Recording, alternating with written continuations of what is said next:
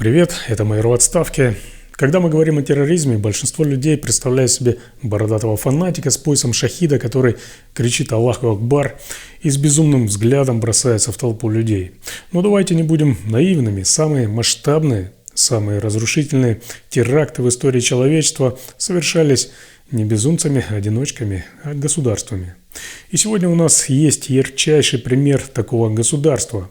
Это Российская Федерация с ее армией убийц и маньяков, которую Владимир Путин окончательно превратил в боевое крыло своей террористической организации под названием «Российское государство».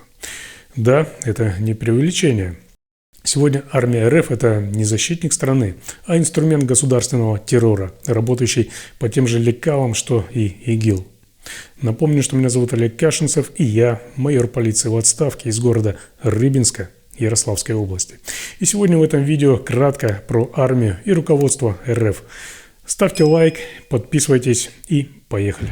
Друзья, не надо верить мне на слово. Достаточно просто посмотреть, как действует российская армия и что остается после ее освободительных операций.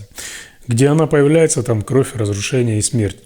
И не где-нибудь, а в мирных городах, среди женщин, детей, стариков. Вы еще сомневаетесь? Тогда откройте новости, не архивные, свежие, буквально за последние дни. Кривой Рог, Сумы, Одесса. Очередные ракетные удары по жилым кварталам. Очередные прилеты дронов-убийц с подходящим для этого названия «Шахеды».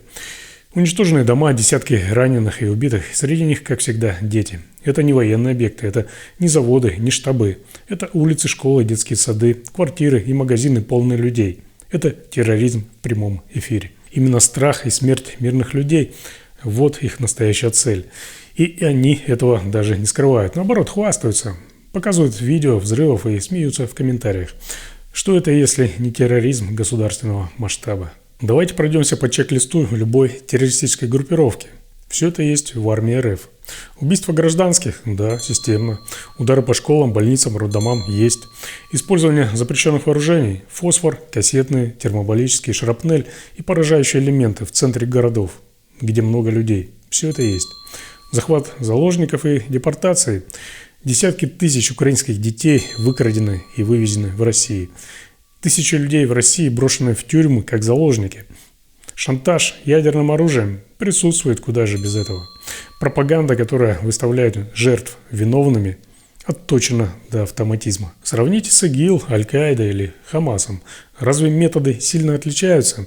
Разве уровень жестокости и цинизма ниже? Нет. Единственное отличие – у Путина есть ядерный арсенал и место на трибуне ООН. Путинская армия сегодня – это не армия в классическом понимании. Это инструмент террора, подчиненный интересам криминального и, как я уже сказал, явно террористического режима. Она не воюет ради победы, она разрушает ради страха, ради денег, ради удовольствия, ради телевизора, ради своего фюрера. Когда российские самолеты стирали с лица земли Алеппо в Сирии, они репетировали Мариуполь. Когда сравняли с землей Северодонецк или когда устраивали резню в Буче, они проверяли, как быстро можно уничтожить город и уничтожить тех, кто его защищает, если отбросить всякую мораль. А теперь в последние дни мы видим удары по Сумам, Кривому Рогу, Одессе, Николаеву. Это даже уже не передовая, как говорят в армии. Это глубина страны, чужой страны, которая не сделала ничего плохого ни России, ни ее народу. Это даже не удары по военным, это террор против женщин, стариков, детей, против их домов, игрушек, домашних животных и семейного уюта, против самого понятия жизни. Российский солдат больше не отличается от обычного игиловского или хамасовского боевика. Он стал еще хуже, потому что боевика еще можно как-то остановить, а солдату, который воюет за кремлевского фюрера, выдали мандат на убийство и промыли мозги так, что он даже не понимает, где реальность, а где нет. Мародерство – норма, изнасилование – не исключение, а повседневность. Насилие над пленными и их казни – это публичная тактика. Грабь, насилуй, убивай, только не сомневайся в приказе. Российская армия перестала быть армией, она стала карательным батальоном, боевым крылом террористической организации на службе у параноидального диктатора. А кого Путин теперь называет добровольцами и героями? Правильно, зэков. Заключенных, отморозков, убийц, маньяков, насильников, людоедов, конченых наркоманов. Людей, у которых ничего не осталось, кроме желания заработать и выжить любой ценой. Именно им теперь доверяют автомат, форму и право убивать, а потом делают героями и доверяют детей в школах. Этих отбросов набирают в тюрьмах, колониях, кабинетах следователей и оперов. Им выдают оружие и бросают в бой. Это армия уголовников, армия, где честь – это слабость, а совесть – это смертельная угроза. Классический офицер выродился, на его место пришел пьяный мобик и доброволец с судимостью за убийство. Герои нашего времени, мать их так. И это не побочный эффект, это сознательная политика. Армия стала такой, какой ее хочет видеть Путин, бездушной, подлой, трусливой и кровожадной. Такой, которая пойдет на все, если прикажет начальство. Российская армия сегодня – это филиал Центра но с автоматом в руках. Это Росгвардия, но на бронетехнике и в окопах. Это вооруженная пропаганда, которой выдали танк. Они не защищают, они устрашают, они не побеждают, они уничтожают. Их задача не победить, а запугать и помочь удержать власть Путина любой ценой, даже не осознавая это. Мозги давно деградировали. Посмотрите, что они делают в оккупированных территориях. Фильтрационные лагеря, пытки, похищения, убийства, сжигание книг. Это не армия, это палачи, это не солдаты, это наемные убийцы и каратели в погонах. И при этом российская пропаганда, не моргнув глазом, называет этих людей героями. Награждает, снимает пафосные ролики, показывает броню, ракеты, лица в балаклавах. Их пускают в школы и доверяют им хрупкое сознание детей. Но за всем этим страх, панический страх. Потому что в Кремле знают, проигрыш или даже остановка войны – это конец. Когда начинали, думали, что все кончится их победой за 3 дня. И поэтому Путин гонит людей в бой, часто просто на убой. Поэтому и обстреливают мирные города, поэтому и летят ракеты на Сумы, Кривой Рог. Потому что он боится, потому что он террорист, и поэтому он убивает еще больше.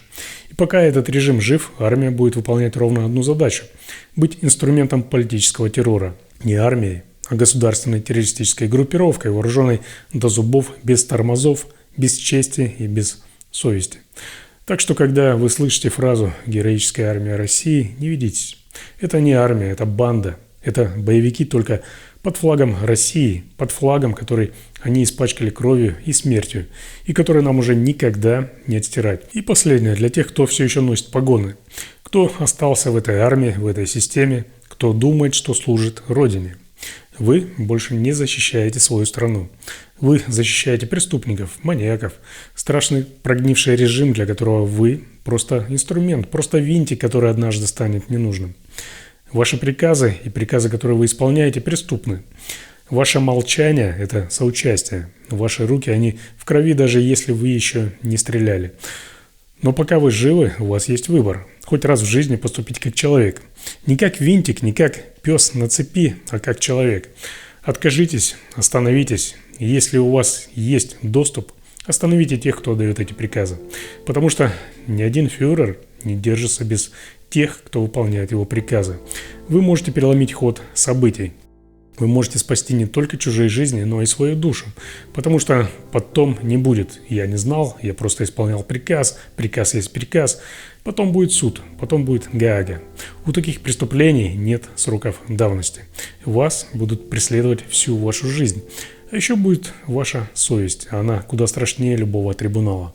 Подумайте об этом, пока не поздно. У меня на сегодня все. Спасибо, что досмотрели это видео до конца. Высказывайте свое мнение в комментариях и задавайте вопросы, если это безопасно для вас. Ну и, конечно, ждите новых интересных и полезных видео. Ну а для получения оперативной информации не забывайте также подписываться на мой телеграм-канал, ссылка есть в описании. Информация там обновляется каждый день. Ну и как всегда, ставьте лайки, делитесь этим видео и подписывайтесь на этот канал. Здесь вас никто не обманет.